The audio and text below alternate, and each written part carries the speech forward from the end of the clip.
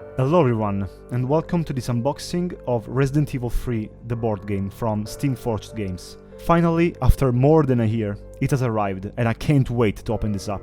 Also, my pledge contains the City of Rune expansion, the Last Escape expansion, the Kickstarter Exclusives, and the Raccoon City tiles, which I got for free because I was one of the backers of Resident Evil 2, the board game. Without further ado, let's get into it. Okay, so first thing I notice, it's the container, let's call it that way, from Game Trays. This was a good idea because one of the issues with the RE2 remake was how the miniatures, all the tokens, cards, etc. of the game were packed in the box because there was basically no space for the cards or anything else. Most of the people had to think of some other ways to pack their game.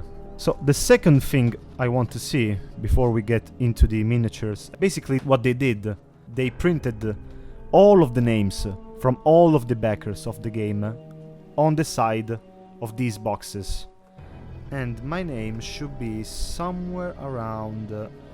I'm gonna put a picture over here. Okay, so let's start with the main characters. So of course let's start with Jill Valentine.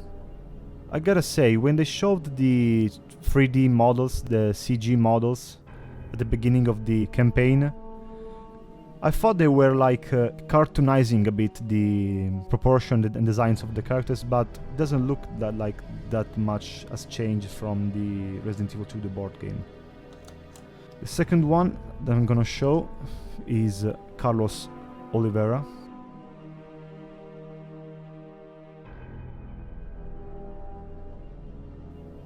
The third one is Mikhail Victor.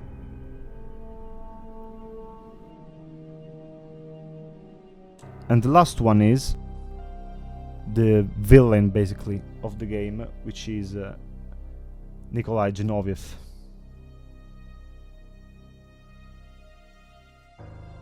Okay, now I'm gonna show some zombies. Actually, there are only 4 female zombies in this pack. There are 2 types of dogs. One on fire and one normal. Honestly, I can't tell the difference, but these 2 should be Drain Demos.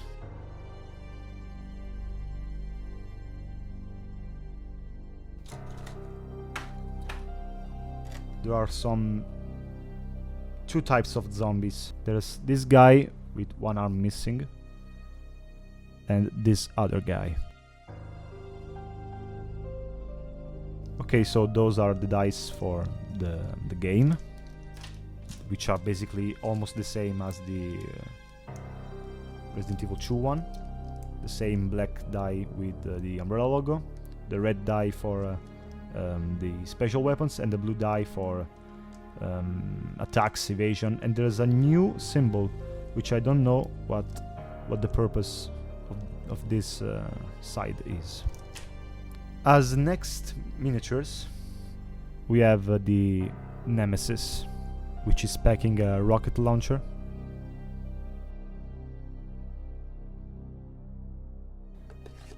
We have the second form of Nemesis, with all the tentacles and the destroyed vest. And for last, we have one small gravedigger.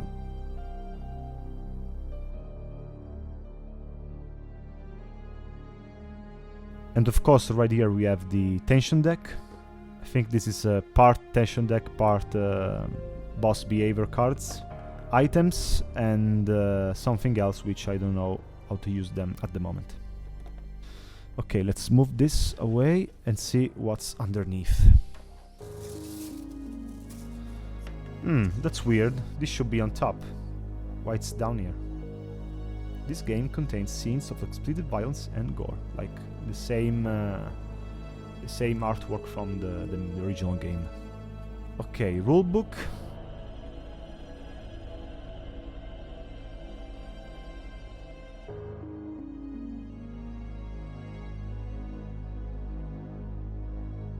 This is the scenario booklet. Okay, so I just realized why this was underneath everything and not on the top like RE2. It's because on the back we have the map, the Raccoon City map. I think this is used like a roadmap for the main campaign. Basically, you clean up all the streets, all the scenarios, etc. And for last, we have the tiles. One particular issue that basically everyone had with the Resident Evil 2 tiles is that they were too dark. You couldn't see well the design, and they were a bit too much generic. And what they did right here, it's actually a pretty good work, because as you can see, it's all you can see everything. It's not too much dark. I mean, it's dark because it's the mood of the game, but you can actually see the streets, all the details, etc. Yeah, they did actually a pretty good job with the tiles. Talking about generic design, finally we have the real main hall of the RPD. And right here we have some tokens for the items, ink ribbons, health bars, various type of ammo, and the various magazines for the weapons. One thing I noticed is that the doors, in comparison to Resident Evil 2, are basically drawings. Like you can see the door opened with the walls behind, the pavement, etc. In Resident Evil 2 they were like an empty black piece with the door drawn on it, and this is actually way more cool. So right here we have a tile for a boss battle. We have some colored tokens. I don't know the purpose. Some inflamed barrels. And this is the health bar for the boss, and an item box right here. Okay, so that was everything from the core game. Let's get right into the City of Rune expansion. So basically, this expansion contains the second half of the game. Here we have other tokens and a boss room, which is basically the final Nemesis boss room, with the railgun and everything, the batteries. Here we have other tiles. Those are from the hospital scene. And here we have some other monsters from the game. We have some sliding worms, small grave diggers, baby grave diggers actually, and two types of hunters. We have the Hunter Gamma and the Hunter Beta. Next one is the bigger gravedigger. And for last, the final form of Nemesis.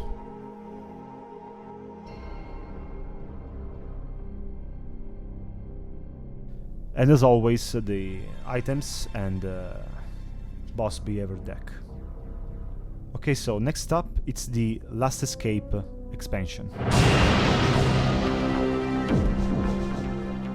So basically what this expansion contains, some new boss areas. This is the Gravedigger boss area, and I honestly can't tell what this is. Some other monsters and characters as well. Let's start with the monsters. We have some crows. The miniature is the same as the Resident Evil 2 ones. Some spiders. And the brain suckers.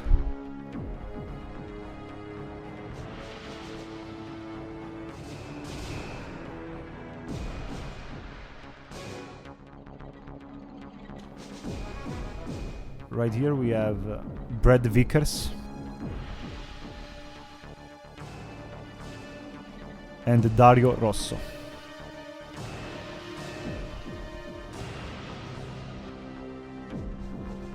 We have Tyrell Patrick from UBCS and Marvin Brenna. The last three Barry Burton.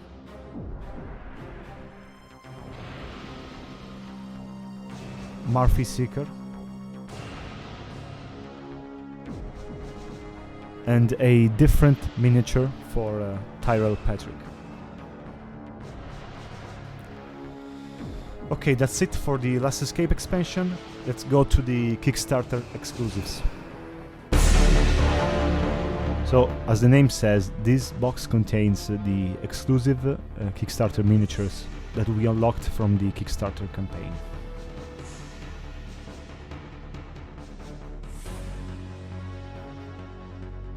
So, first one we have the Disco Jill.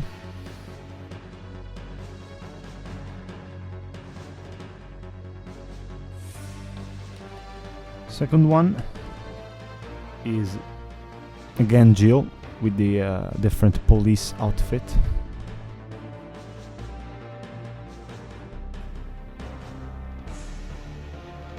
The third one is a different pose for Nikolai.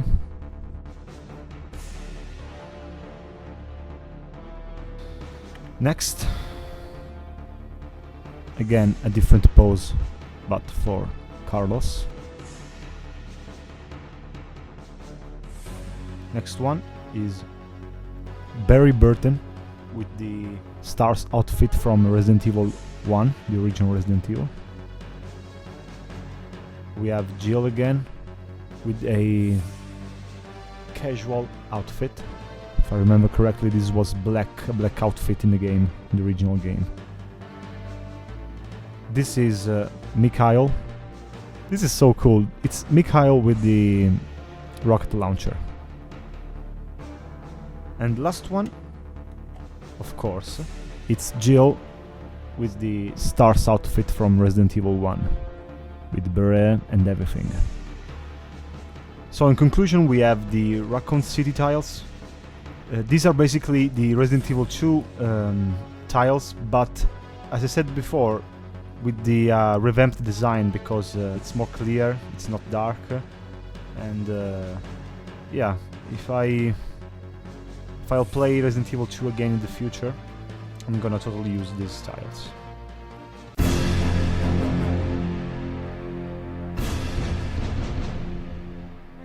So that's it for this unboxing. Can't wait to play this game. I hope you enjoyed the video, and see ya!